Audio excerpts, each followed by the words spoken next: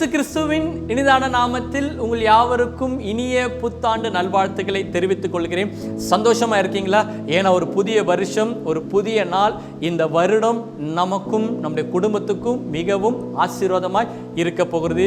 ஏனென்று சொன்னால் கர்த்தர் நம்மளை இந்த 12 மாதங்களும் நடத்த போகிறார். என கர்த்தருடைய வார்த்தை நம்மளையும் நம்ம குடும்பத்தையும் ஆசீர்வதிக்க, கனப்படுத்த, உயர்த்த ஆயத்தமாக இருக்கிறது. அதில் எந்த காரியத்தை குறித்து உங்களுக்கு கேள்விகளும் குழப்பங்களும், ஒருவேளை எந்த விதமான சூழ்நிலையில் நீங்கள் இருந்தாலும் எல்லாவற்றையும் கடந்த ஆண்டோடு நீங்கள் வைத்துட்டு இந்த புதிய வருஷத்தில் ஒரு புதிய துவக்கத்தோடு தேவ சமூகத்தில் நீங்கள் துவங்க உங்களை அர்ப்பணித்து பாருங்கள். இந்த வருடம் உங்கள் வாழ்க்கையை ஆசீர்வதிக்கிற ஒரு வருடமாக இருக்க போகிறது. ஏனென்று சொன்னால் ஆண்டவர் ஒரு அருமையான வாக்குத்தத்தம் உங்களுக்காகவே இந்த வருடத்தில் தந்திருக்கிறார். அந்த வாக்குத்தத்தை சொல்லிதான் உங்களை ஆசீர்வதிக்க நான் வந்திருக்கிறேன். விசேஷமாக இந்த வீடியோவை பார்க்க வந்திருக்கிற கிறிஸ்தவளா அறியாத நபர்களாக கூட நீங்கள் இருக்கலாம், எந்த மதத்தை சார்ந்தவர்களாக இருந்தாலும் உங்களுக்காகவும் இந்த வார்த்தை ஒரு ஆசீர்வாதமாக இருக்க போகிறது.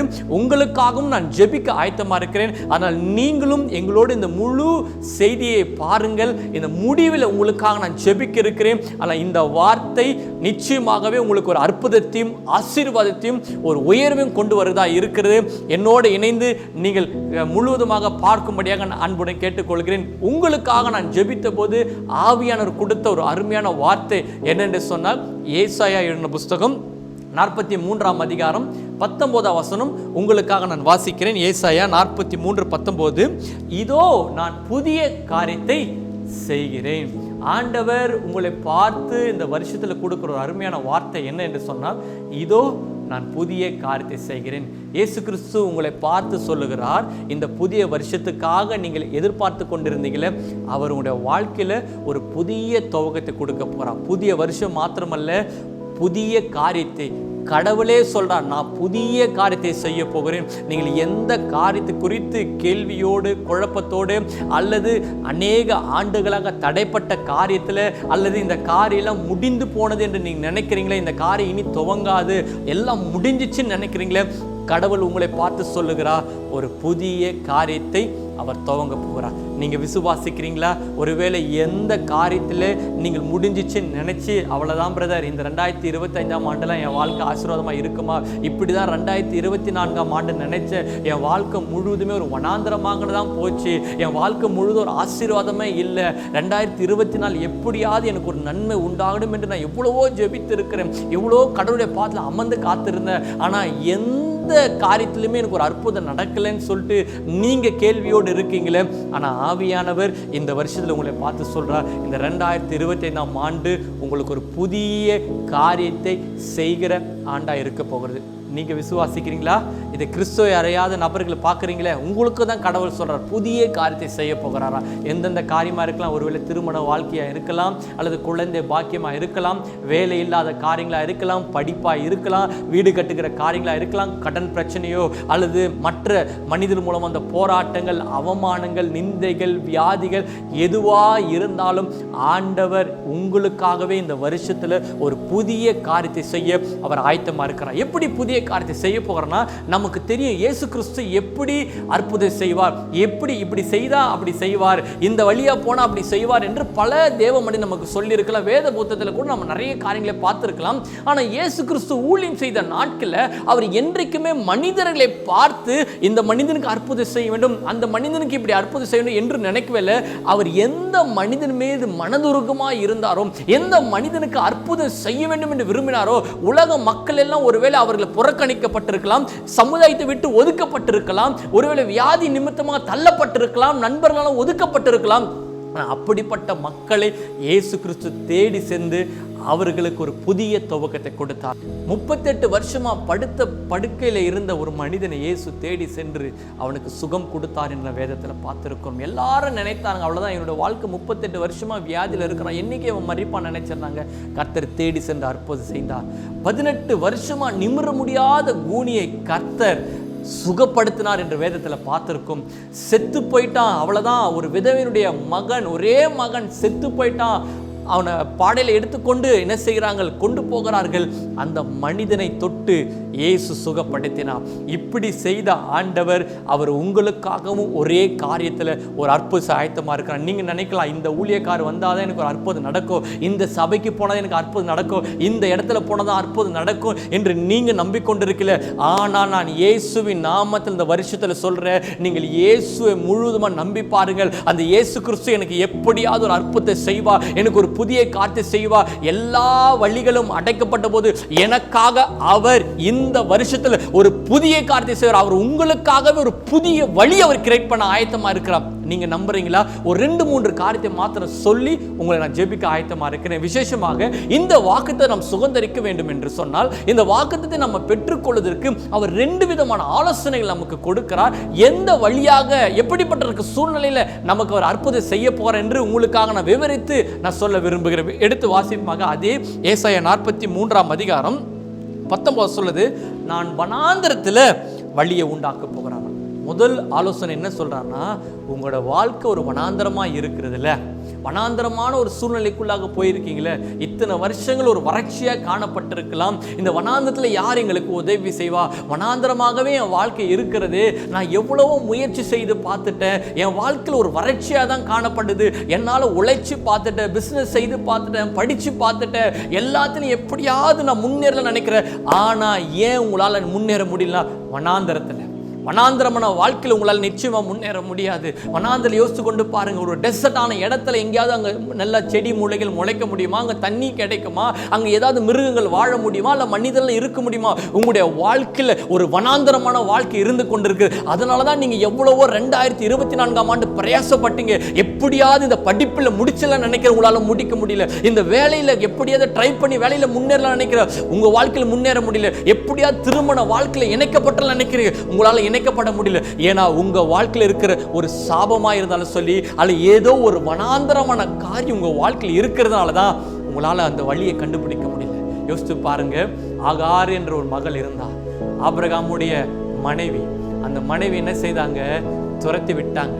எங்க அந்த மகள் போனா? வனாந்தரமான ஒரு இடத்துக்கு போனா. அந்த வனாந்தரமான இடத்துல போய் அவள் வைத்திருந்த தண்ணீரும் உணவு எல்லாம் காலியானால கை குழந்தையோடு என்ன செய்தா?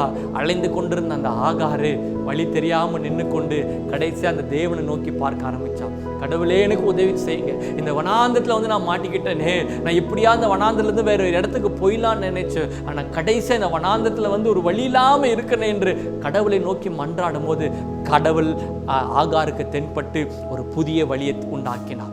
வனாந்தரத்தில் யாருமே ஆகாருக்கு உதவி செய்யல, ஆனால் கடவுளை உதவி செய்தார். இன்னைக்கு உங்களுடைய வாழ்க்கையில கூட யாருமே உதவி செய்ய முடியாதபடி, யாரும் உங்களுக்கு உதவாத முடியாதபடி நீங்கள் வனாந்தரத்தில் இருக்கீங்களே, கடவுள் இந்த வருஷத்தில் சொல்லியிருக்கார்ல, உங்களுக்காக இந்த உலகத்தில் எத்தனை கோடி ஜனங்கள் இருந்தாலும் அவர் உங்களுக்காகவே ஒரு வனாந்தரமான இருக்கிற உங்க வாழ்க்கையில அவர் வழியை உண்டாக்க போகிறார். நீங்கள் விசுவாசிக்கிறீங்களா?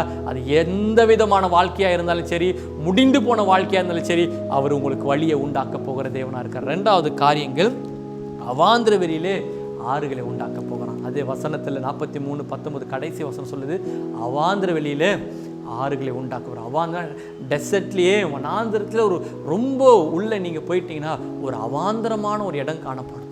அந்த இடத்துல தண்ணி கிடைக்காது. அந்த இடம் முழுவதும் ஒரு வறட்சியான நிலைமை தான் காணப்படும்.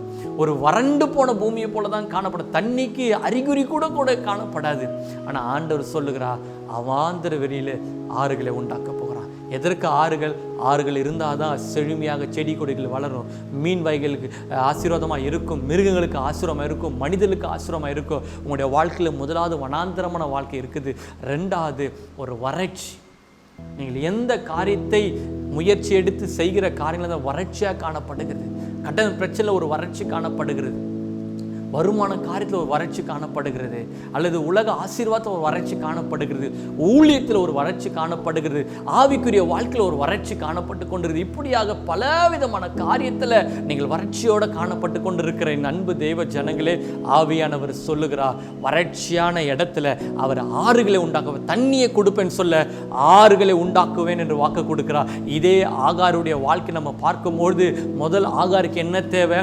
வனாந்தரத்தில் வழியே தேவையாக இருந்தாலும் அவளுக்கு தேவை ஒரு தண்ணீர். அந்த குழந்தை தண்ணீர் இல்லாமல் தவிச்சு கொண்டு இருக்கிறது. அந்த குழந்தைக்கு கடைசியாக ஒரு குழந்தை மரிக்கிறத நான் பார்க்க மாட்டேன்னு சொல்லி குழந்தைய தூரத்தில் எடுத்துன்னு போய் விட்டுட்டு அழுது கொண்டு இருந்தான். ஆனால் கர்த்தர் ஆகாருடைய கண்களை திறந்து அங்கே ஒரு நீரூற்றை உண்டாக்கும்படியாக பார்க்கும்படியாக ஆகாருக்கு கர்த்தர் உதவி செய்தார். அந்த தண்ணியை முதலாவது குழந்தைக்கு குடிக்க கொடுத்து ஆகாரம் குடித்து அதன் மூலம் வாழ்ந்தார்கள். இன்னைக்கு உங்க வாழ்க்கையில கூட உங்களுக்கென்று கர்த்தர் ஒரு நீரூற்றை வைத்திருக்கிறார், ஒரு ஆறை வைத்திருக்கிறார். ஆனா உங்க கண்கள் பார்க்க முடியாதபடி நீங்கள் வனாந்திரத்தில் வாழ்ந்து கொண்டு இருக்கிறதால உங்க கண்கள் அடைக்கப்பட்டிருக்கிறது.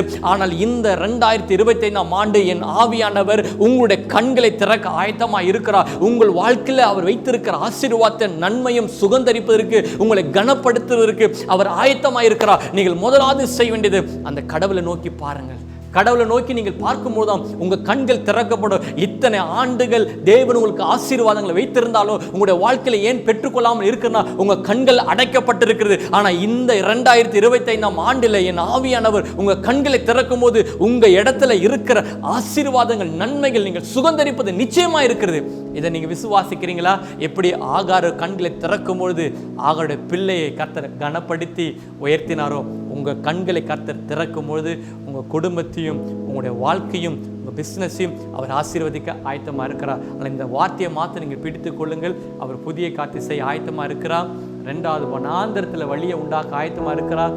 அவாந்திர வெளியில் வறட்சியான அனுபவத்தில் அவர் உங்களுக்கு தண்ணீரை கொடுக்க ஆயத்தமாக. இந்த வாக்குத்தத்தை வைத்து நீங்கள் தொடர்ந்து ஜெபிங்கள். உங்களுக்காக நான் ஜெபிக்க இருக்கிறேன். என்னோட இணைந்து ஜெபிக்க ஆயத்தமாக கண்களை மூடி நாம் ஜெபிப்போமாக.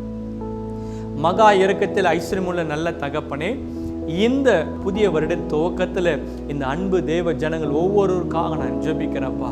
ஒருவேளை எந்த விதமான சூழ்நிலையில் ஒருவேளை உங்கள் வாழ்க்கை காணப்பட்டு கொண்டிருக்கலாம், ஒருவேளை கேள்வியோடு காணப்பட்டு கொண்டிருக்கலாம். இந்த தேவனுடைய வார்த்தையை போல என்னுடைய வாழ்க்கையில் ஒரு புதிய காரியத்தை கர்த்தர் செய்ய மாட்டாரா என்ற ஒரு எதிர்பார்ப்போடு இணைந்து ஜெபித்து கொண்டிருக்கலாம். என்னோடு இணைந்து ஜெபிக்கிற என் அன்பு தேவ ஜனங்கள் ஒவ்வொருவருக்காக நாங்கள் ஜெபிக்கிறப்பா.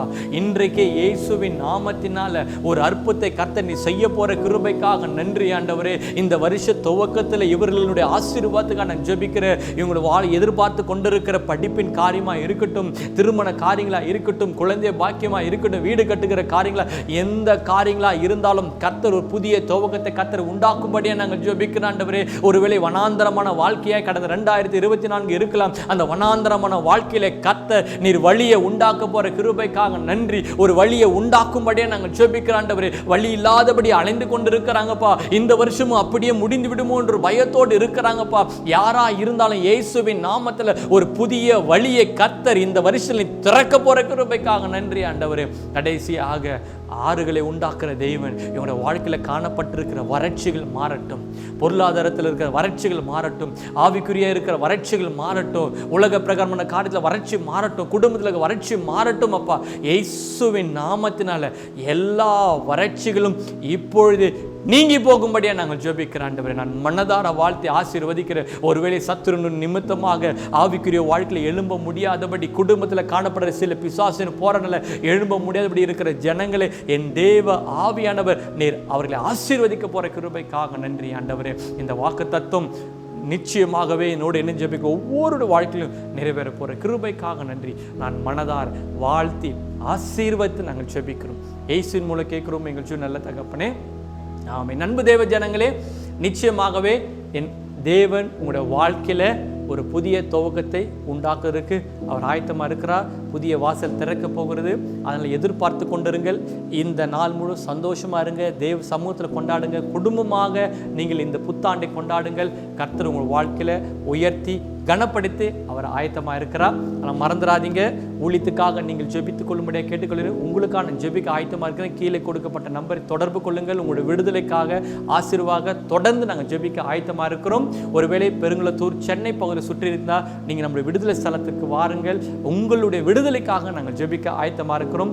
மீண்டும் ஒரு விசையாக உங்கள் யாவருக்கும் இனிய புத்தாண்டு நல்வாழ்த்தை தெரிவித்துக்கொள்கிறேன். கர்த்தர் தாமே உங்களையும் குடும்பத்தையும் இந்த மாதம் மாத்திரமில்ல இந்த ஆண்டு முழுவதும் கர்த்தருடைய பிரசன்னமும் கர்த்தருடைய கிருபையும் ஆவியோட ஐக்கியமும் இன்றும் என்றும் சதா காலங்களும் உங்களோடு கூட இருப்பதாக. ஆமென்.